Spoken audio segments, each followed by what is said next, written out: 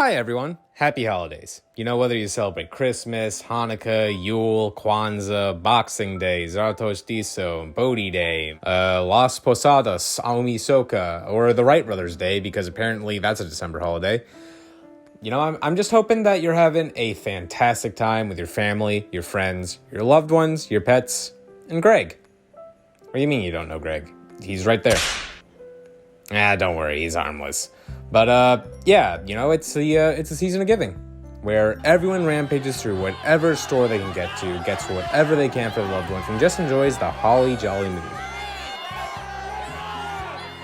Me, as one such example of someone wanting to enjoy a holly jolly mood, decided to get on call with a couple of buddies a few days ago to watch some of my favorite Christmas movies. You know, the ones that we all have some hazy memories of, like, Elf, Muppets Christmas Carol, the Frosty movie where there's just a guy who just casually has jaundice, and the animated Grinch movie with No, get out of here. The classic one. Get out of here, Benedict. Yeah. Me and my buddies sat back and experienced childlike whimsy once again. However, when we were watching one of the movies, I noticed something. Something that just sent me on an insane researching spree about history and the way nuclear radiation works and the definition of the word nonconformity. Yes, friends, I'm talking about Rudolph the Red-Nosed Reindeer. Rudolph the Red-Nosed Reindeer, produced by Rankin Bass Productions, who are behind all those cute and jittery stop-motion movies you might remember from your childhood, was released on December 6th of 1964. Clocking in at 47 to 51 minutes, this movie was one of those straight-to-TV type movies, which, you know, it worked well considering that was when commercialized color television was a thing. This movie came about to delight audiences everywhere, especially children, as the focus was on young and impressionable minds of the 1960s. However, upon watching it with my fully grown and wrinkly adult brain, I noticed many oddities that I plan to go over in this video, some of which include cannibalism, genetic mutations caused by possible radiation, implications of either time dilation in the North Pole or just complete and utter child neglect, lack of basic needs for a functioning society, scare tactics, a land of undesirables, animal trafficking, and all of it at the hands of this holly jolly fuck. Apologies. It's just that I've documented so many insinuations of possible crimes that span well beyond just murder that I've got a lot on my mind. All of which I will now be sharing with you all. Now then, I think I've dilly-dallied for long enough. It's high time that I show you all what I mean in as efficient a manner as I can. So brace yourselves for the dystopian world of Rudolph the Red-Nosed Reindeer. Chapter 1. The Impossible Timeline. Now, the first thing I went about trying to do for this video is try to put together a timeline of when this movie took place. The course of events it played out over and, you know, stuff like that. You know, sure, one could try to piece together the basic timeline of events in the movie. You know, that's easy. But, setting it up time-wise like in our own history, that sets up an entirely different picture, to say the least. Due to the oddities that are presented when you do any amount of research into how aging works for reindeer, you are led into the rabbit hole of how time passes for everyone in the North Pole, which causes confusion about where exactly things could take place. But, you know, one thing that we can use to at least concretely establish events in the movie are the exact beginning of the film and the exact end that we are shown. In the beginning, we are shown the results of a blizzard absolutely destroying a highway. Well, not destroying, but definitely covering. Frost and snow is utterly consuming everything, implying a huge snowstorm that made it to newspapers of not one, but multiple U.S. states. We can see things like Chicago and New York in that, but, it's all implied to be around at the same time.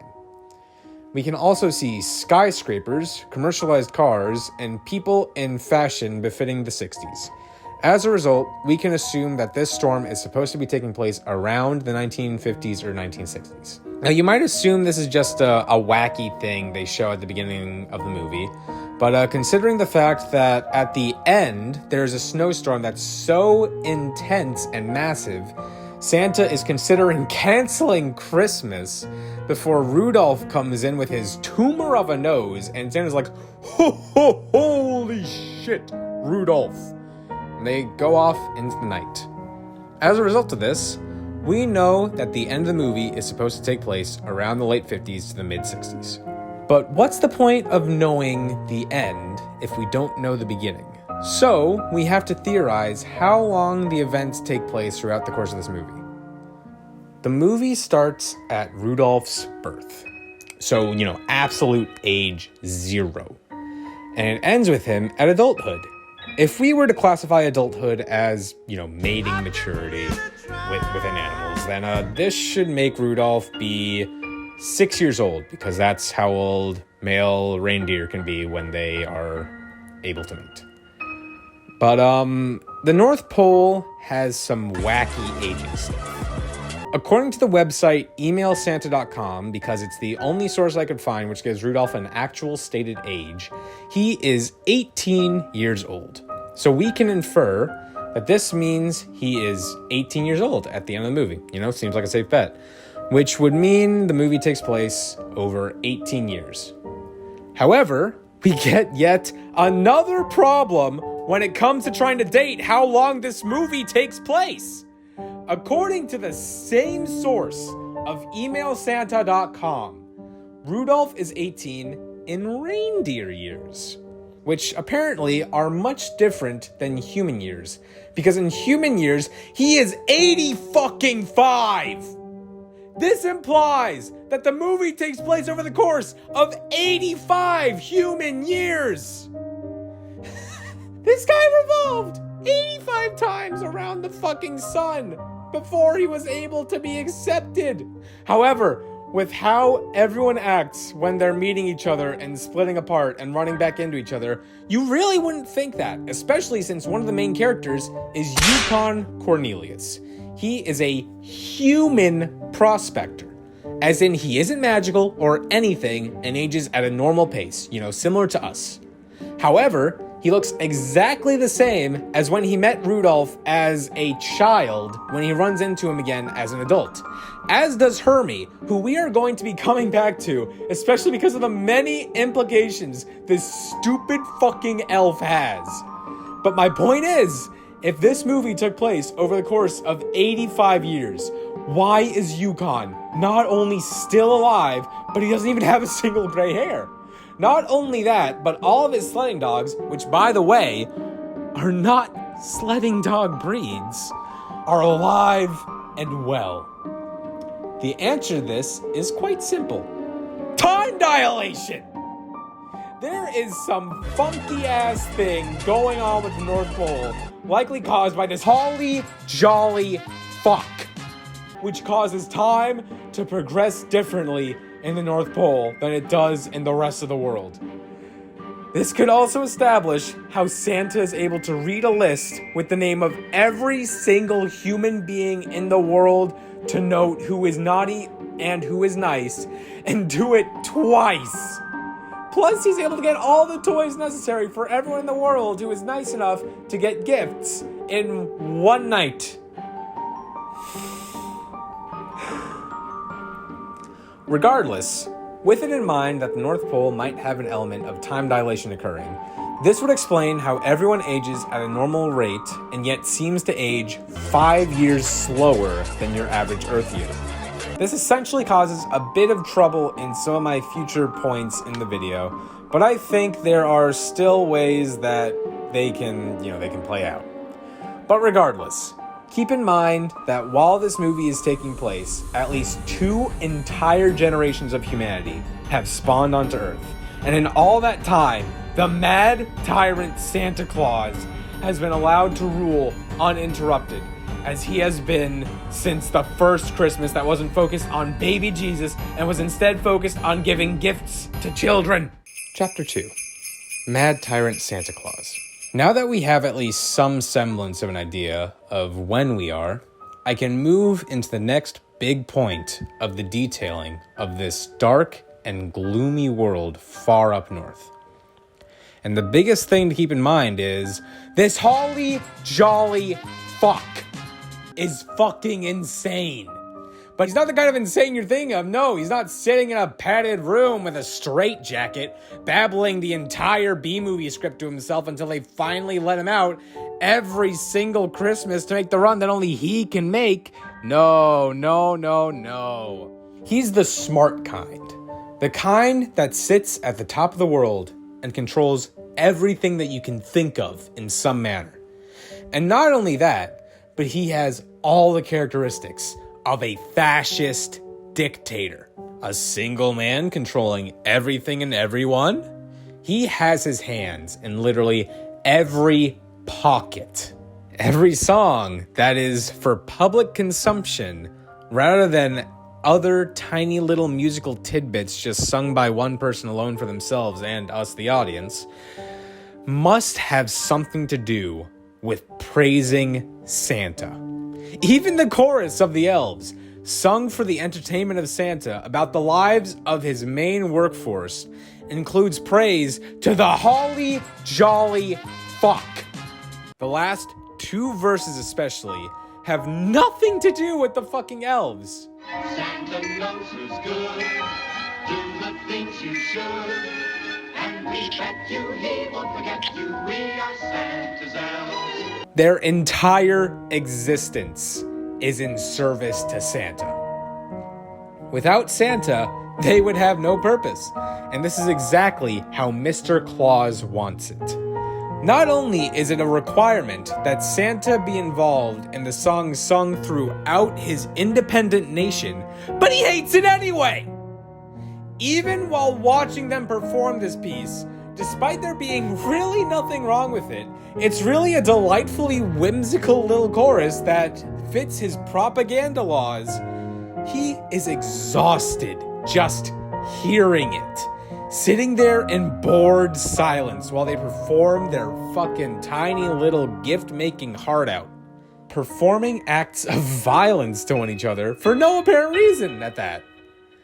Probably because they're doing something that isn't actively filling their cast of the society, so they're getting violent from their incredible anxiety. Regardless, though, a famous trait of tyrants, other than them ruling the entire country with their own thumb, is that they have a disdain for art. Anything that is even in some way voicing that the society shouldn't be in absolute service to their dictator is frowned upon.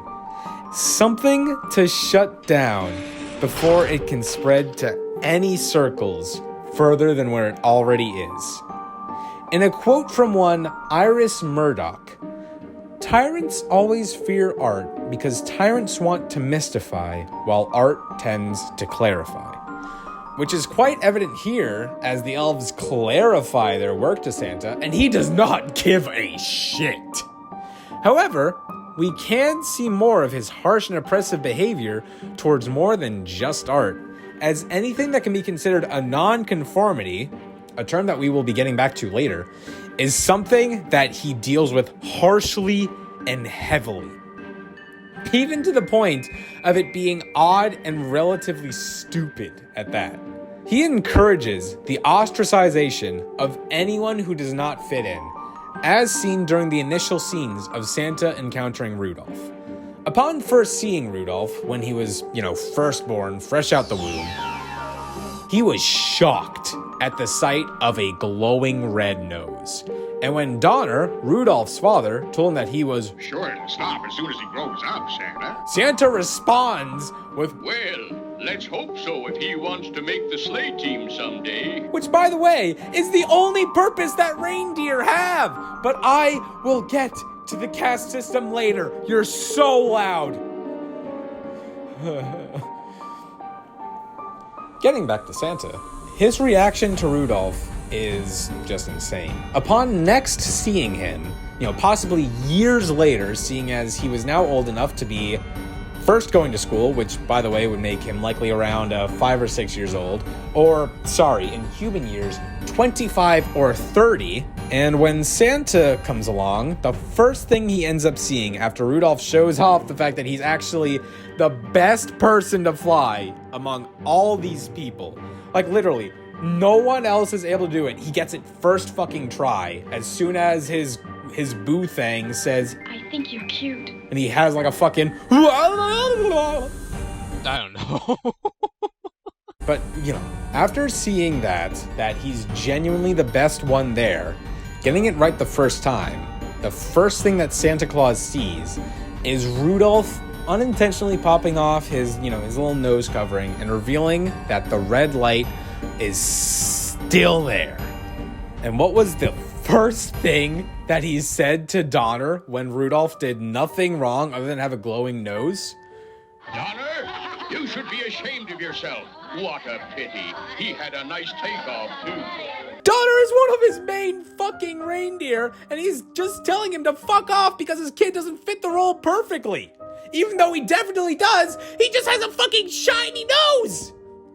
He is actively trying to enact a society where unless you are living in Santa's perfect ideal for your species, you are to be removed.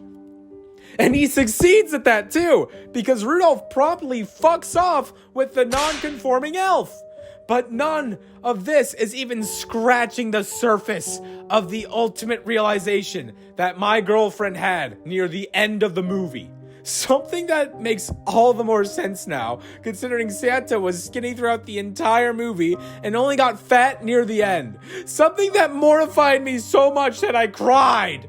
If he needs all that fat to run across the place and he remain fat and big, that means that food is highly caloric. Yeah, Either it's A, highly.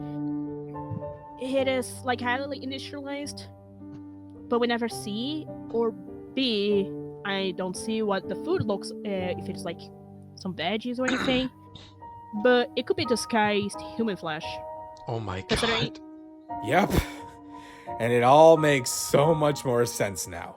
Santa is not only crazy, but he's a fucking cannibal. This man is feasting on human flesh disguised as normal food in order to fatten him up for the holiday. Get enough cholesterol in his body to last him the entire journey across the entire world, where all he's going to last on is milk and cookies, and you better pray to God they're not oatmeal raisin. Chapter 3, Santa Society. Now that we have a better idea of what kind of person Santa Claus is, let's take a closer look at the civilization that he's built around himself in the North Pole. In this frosty land that I can confirm to be somewhere in northern Canada because of the existence of Yukon Cornelius, who, if you thought he wasn't Canadian, he totally is. And this isn't even some kind of like national stereotype or whatever of like, he has a big red beard and is in the north. He is literally named Yukon, which is literally a Canadian name, and he's also voiced by a Canadian voice actor too. Do I need to provide a birth certificate? Jake, no one was arguing. It's pretty obvious. Shut up! Anyways, back on topic. Santa Claus has created a society based around one thing and one thing only: Christmas and the preparation of it. Everyone who is allowed to exist in Santa society that isn't an animal, that's just kind of there in the environment, is there to serve a purpose for the prolonging of the Christmas tradition and the insurance that Christmas is met every one of our years. 5 of their years, 1 of our year. To ensure that this sort of quota is always met, Santa has ensured that everyone plays their role. A caste system. Everyone of a particular species must perform the same job. They live to work. They die to work. They work to earn the right to work. Couples will meet while at work and have a family so that that family can continue to work. There is no other job that you can have outside of the single job you are bred to perform. Of course, we really only see two parts of Santa Society, outside of Mr. Claus and his missus, Eat. I'm busy, Mama. who he calls Mama for some reason. Way to keep the bedroom talk to the bedroom, Santa. But as we previously discussed, Santa informed Donner that Rudolph would need to stop having infantile cancer if he wanted to make his sleigh team one day, which, it's fair. But the difference here is that Rudolph is not impeded by this odd mutation that he's had since birth.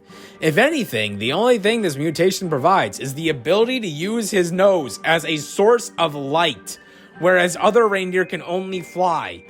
However, after he says this line, he goes on to say, You see, little fellow, every year I shine up my jingle bells what did he say?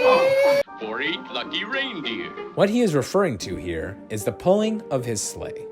Always, he has 8 reindeer that he handpicks, even though no, he definitely fucking doesn't, because it's always the same 8 reindeer every year to pull his sleigh across the world to deliver gifts. It's literally in the fucking song. This is the role that reindeer play in Santa Society. They cannot do anything else. No other positions or worthiness of living for them outside of being the animals that Santa uses to move his fat ass to every Christmas celebrating household on the planet.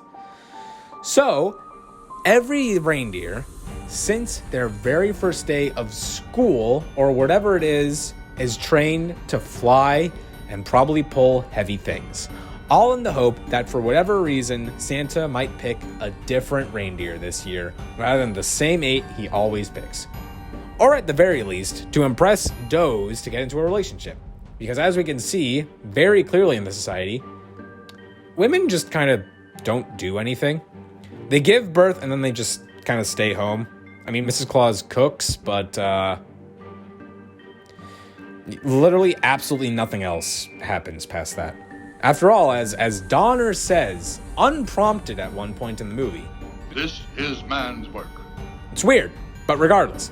From this, we can clearly see that reindeer have it the worst of the main pillars of Santa Society. Because only 8 of them are chosen every year to pull the sleigh, which is their only purpose for existing. And they aren't even chosen at random. There are only 8 reindeer that are chosen every year, while everyone else just kind of stays home. Talk about a low feeling of purpose in your life. Even so, despite having it worse in terms of self-worth, at least they don't have to deal with the tyrant as often. Imagine, if you will, you had to work every day at a factory job with no breaks whatsoever. You had to craft and carve away at the same toy 1,000,000 times over.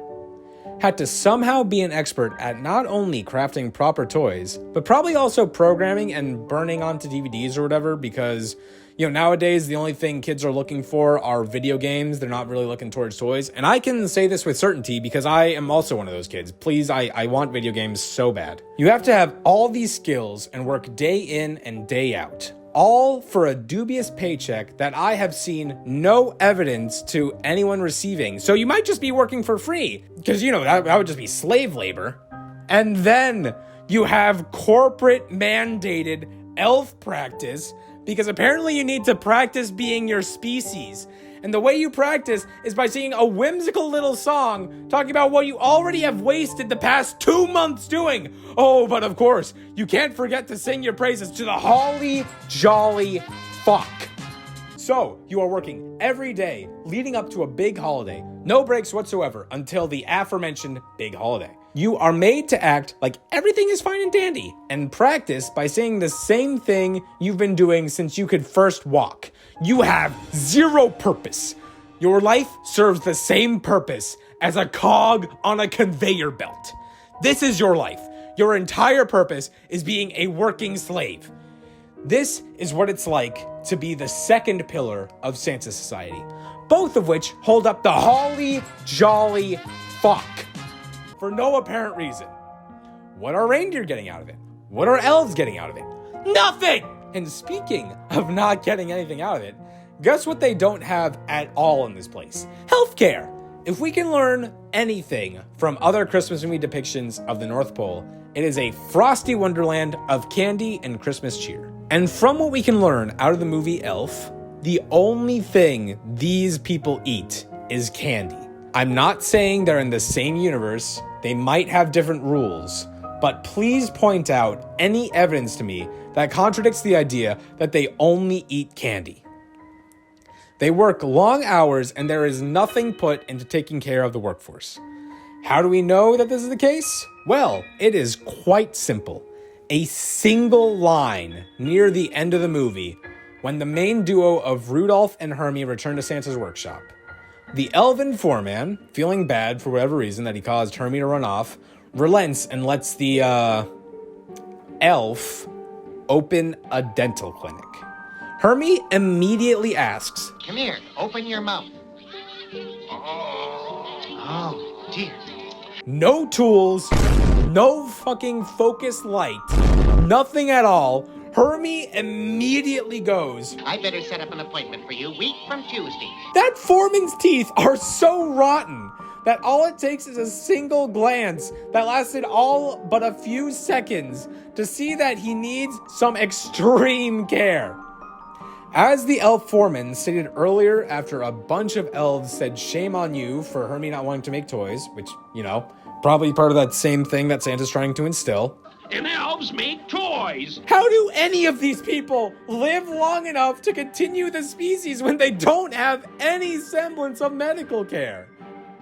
And what of everyone else who lives in Santa Society? Well, frankly, I have no clue. We aren't really given any hint of what other denizens might be living in Santa Society. We see other animals that can apparently talk and have a level of sapience, apparently. Predators and prey alike. That has to be really awkward when, the predators are hunting the prey. But they're animals. They do nothing but frolic in the decorated woods. We see the KFC Colonel Snowman, who narrates the whole thing, but he doesn't really do much but tell the story. I don't know if he really plays any sort of role in the Santa Society, so I just kind of want to leave him alone. And of course, the abominable snowman. A giant, furry monster that lives on the outskirts of Santa Society. Frankly, I have reason to believe that there's more to him than you'd expect, which I will be going over in this chapter right now. Chapter 4, Kidnapping and Trafficking. Now, as I brought up briefly in the last chapter, almost like a passing thought, animals are just, in the forest outside the main part of Santa Society, living their lives in a quaint and weirdly decorated environment. However, something anyone can notice when they look at these animals is that none of them are native to this place. We have a red bird that I believe to be a cardinal. We have fucking raccoons. We have what looks like a tawny or barred owl at one point too. And all of these species are not native up here. None of these species are adapted to live in this frozen and unforgiving environment. The trees look fine, sure, but trees are the only form of plant that we see. Everything else is buried underneath who knows how much snow. Now, why would any of these animals be here? And most importantly, given a fair few of them are flying animals, why are they still here? What else is here that really fucking shouldn't be? Well, when you think about it, who is the one person in the entire world who could set up an entire trafficking ring and get whatever he wanted to the North Pole to decorate his abominable wasteland and make it look like a child's dream? Who could do it all without ever being caught, because no one would be able to keep up with a contraption that isn't meant to fly and yet still does, moving at a speed that wouldn't be recognized as some kind of military craft? Who literally has a magical sack that is like a pocket dimension that stores gifts for every single human being in the entire world that celebrates Christmas? Santa fucking Claus. As if it wasn't bad enough that he was eating people and forcing labor onto entire species, he also clearly has the means to transport living, breathing creatures around the entire world, as well as the desire to make everything about his landscape look friendly and happy to boost that working class morale.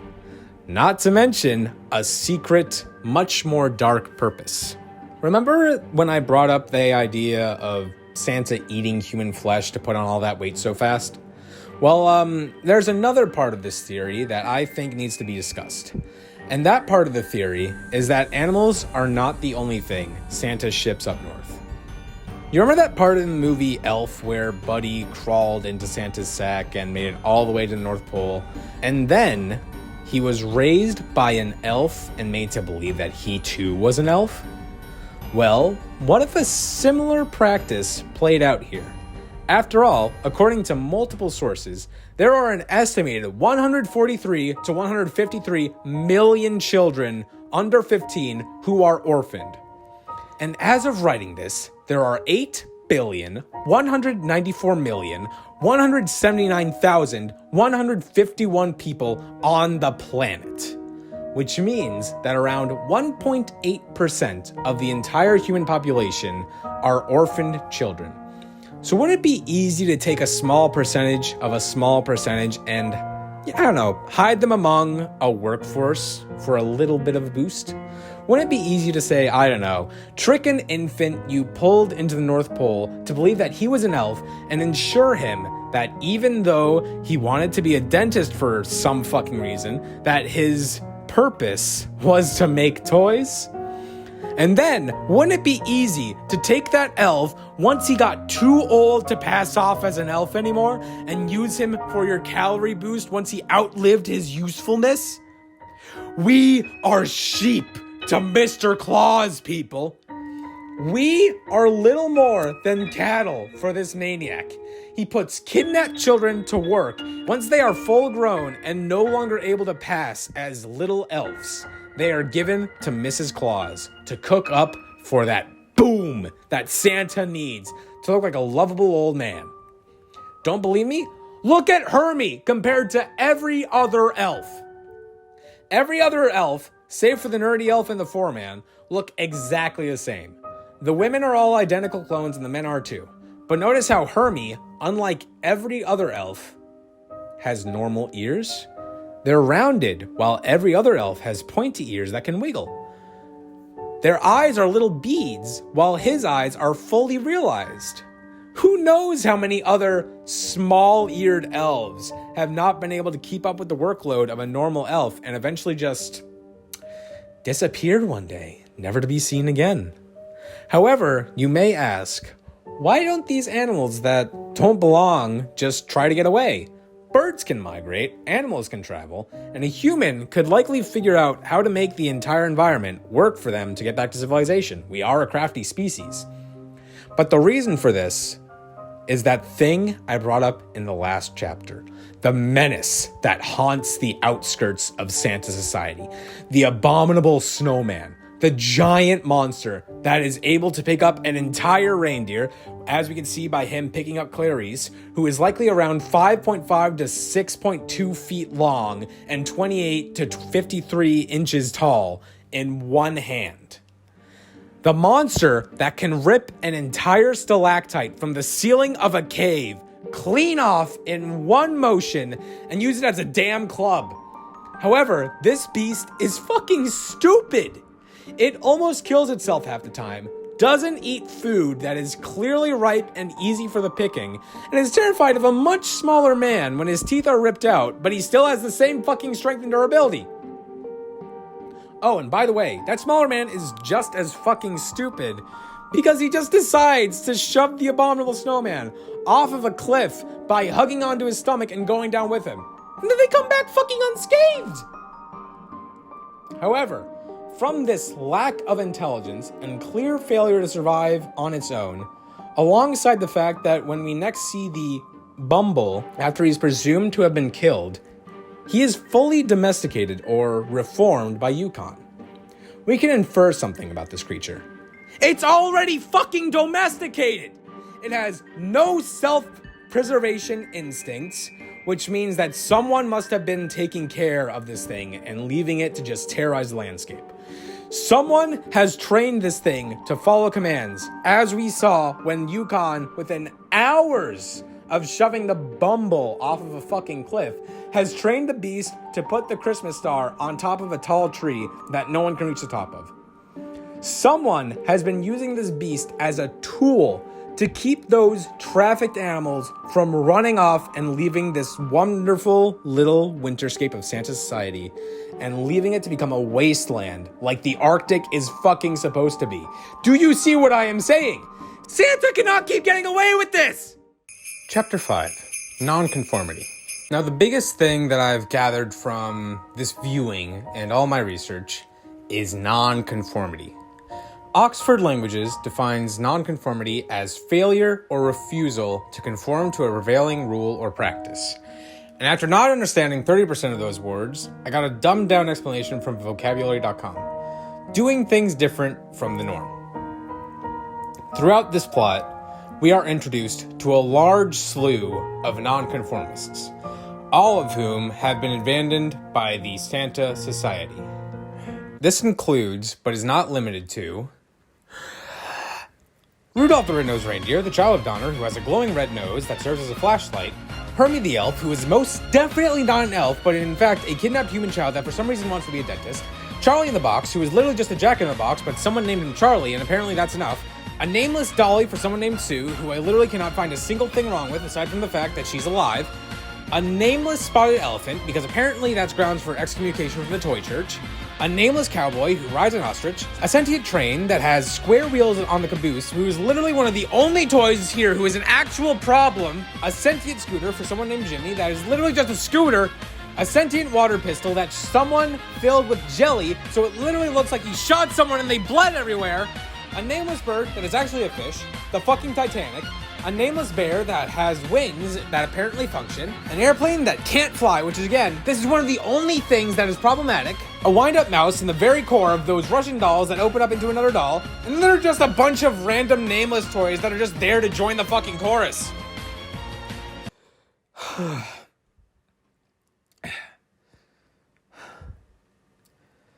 Now, you may see a majority of these characters and think to yourself, how in the world do these characters qualify as nonconformist? Well, quite simple, because they dare to be even slightly different from Santa Claus' grand design.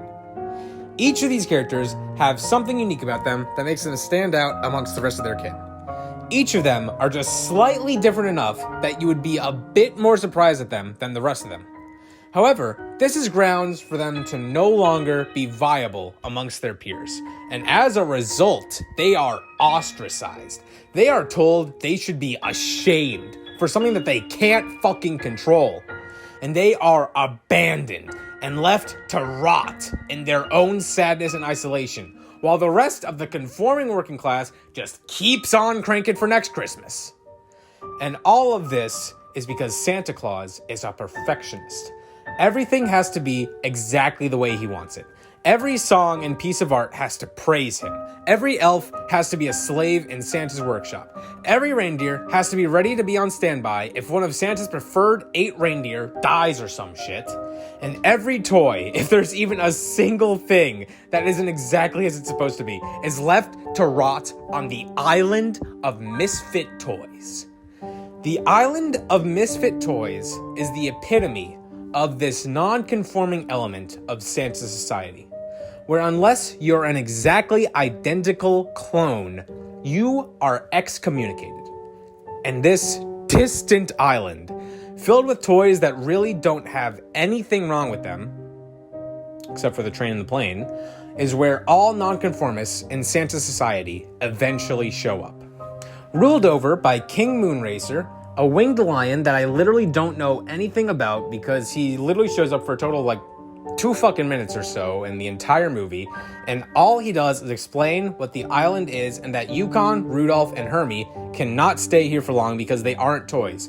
Which, by the way, the toys are just left to fucking rot outside while the king sits in this huge-ass palace. Some fucking guardian you are, you freak of fucking nature! Regardless, as you can see here, there is a huge emphasis on Santa society that enforces a rule that Santa himself can be seen enforcing too. This idea that you have to be exactly perfect and do exactly what everyone else is doing to fit in and be normal. And you are only allowed to be different if you're fucking useful. Rudolph is allowed to be different because during the snowstorm, his freaky ass nose that everyone bullied him for his entire life is suddenly useful. As a result, Santa is like, now I don't need to pay to have headlights put into my sleigh. Hey, Rudolph, get the fuck over here. Hermie is allowed to exist because... well, I don't know, actually. He just kind of gets the dentistry clinic at the end because the foreman felt bad. And then we don't even see Hermie do anything with it. He just says, you need an appointment. And the foreman just fucking gives in like the bottom he is. But we really don't see any real improvement. Because the movie just goes into the sleigh ride and the blizzard and then just the end.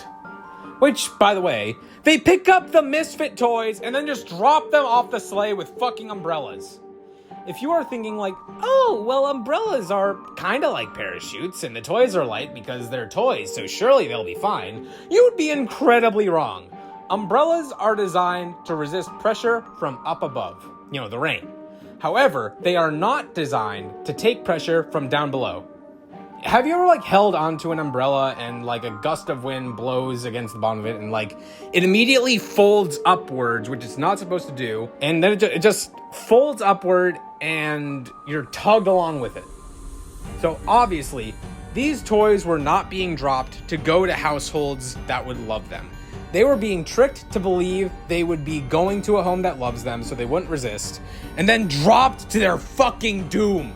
Not to mention one of them doesn't even get a parachute or an umbrella. This one is literally just dropped to its doom raw.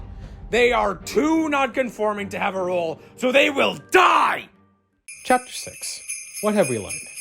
Now, with all this being said and done, all the trials, all the tribulations, and, whatever else I decided to talk about today, what can we really say about this jittery world of felt-covered models?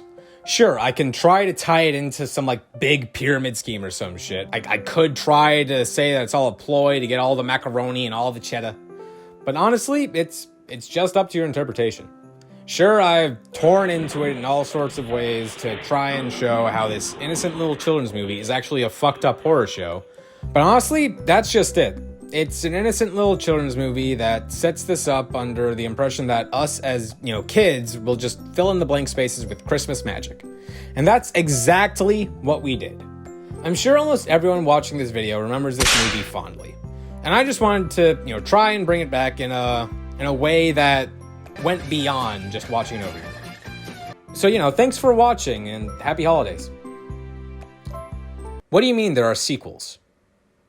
What the fuck do you mean there are sequels?